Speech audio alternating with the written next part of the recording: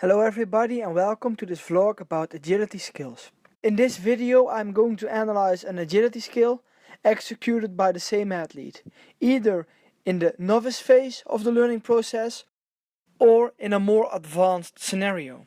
In this way I hope we can identify errors that are made in the beginning of learning an agility skill and have an understanding about the learning process in agility, which will make us gain technical knowledge about agility. So let's have a look at the movement. As you can see, it's a change of direction after a jumping motion.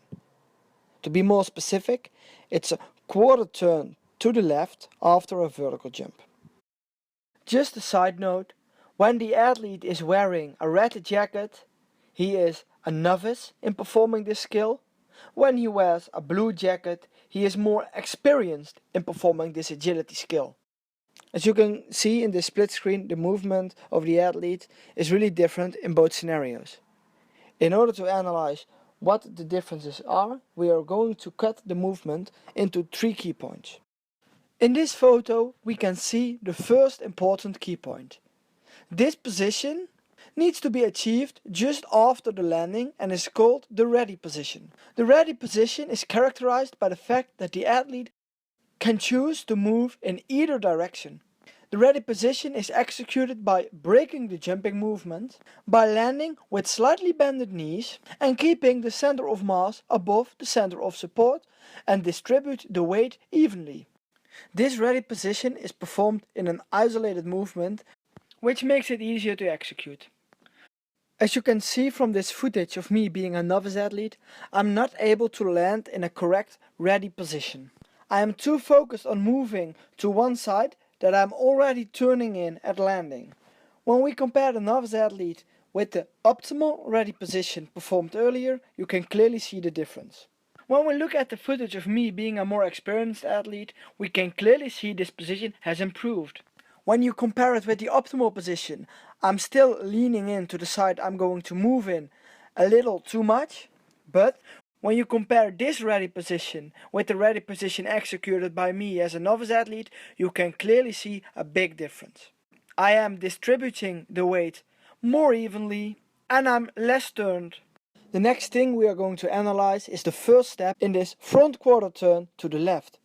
In this type of turn, the hips are already open to the direction of travel, which means the crossover step is the next best thing to do, which sets me up for acceleration quite well. In this crossover step, it is important to extend the rear leg completely and move with a high knee. When we look at the footage of me being a more novice athlete, we can clearly see I'm doing this part wrong. I am not performing a crossover step and I'm trying to open my hips. When we look at me as a more experienced athlete, we can clearly see I'm executing this phase quite well. I'm executing a crossover step and, as you can see in this freeze frame, I'm extending my rear leg completely and have high knee action, which sets me up for acceleration in the right direction. When we compare the footage, the difference is clear, but in both of the movements, I'm able to have good knee action, make a good leap with an extended rear leg, which is good because it really sets me up to accelerate. The acceleration is the last part of the movement. As you can see in this isolated footage, it is important that the athlete doesn't get in the upright position too soon. Leaning in during the acceleration can help project the center of mass in front of the body and therefore enhances acceleration potential. As you can clearly see in the footage of the novice athlete, I am getting in the upright position way too soon. After 1 or 2 steps, I'm already in the upright position. When we look at the more experienced footage, we can clearly see this leaning in and falling forward during the acceleration is more present. When we compare both of the movements, you can clearly see the difference.